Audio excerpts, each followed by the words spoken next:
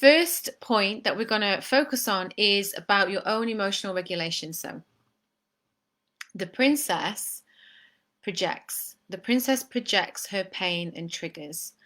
And she hasn't yet mastered her own emotional inner landscape. So this looks like, your partner does something or a date does something that you don't like and you blow up, or you are a crying mess, or you are kind of flying off the handle, or you're very highly strung and you're always taking offense. You're always taking offense at something that your partner said, because inside there's something in you that needs to be healed. There's an emotion that needs to be regulated inside of you. So the princess hasn't yet learned emotional regulation, and nor does she think it's important yet. Her kind of premise is pointing the finger and saying, this is what you're doing, you're making me do this is your fault, I'm upset because of you, and you're making my life a misery.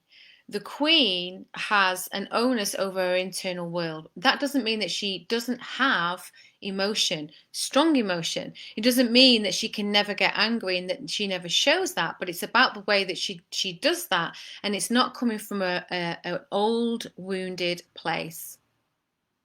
Okay, so here's the thing. Relationships can give us our biggest triggers, and I call it the path of awakening sacred love, because they show and reflect so much about ourselves.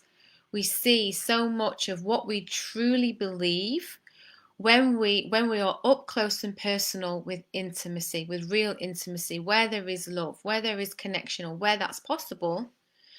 That's when we really get to see the places in us that are unhealed, because where love, real love exists, all that is not love comes to the surface to be healed. And sometimes it can look ugly, sometimes it can look difficult, and sometimes we avoid it. We just run away from it. We don't want anything to do with it. Okay. So I want you to have a think and write down for me now, pop a comment.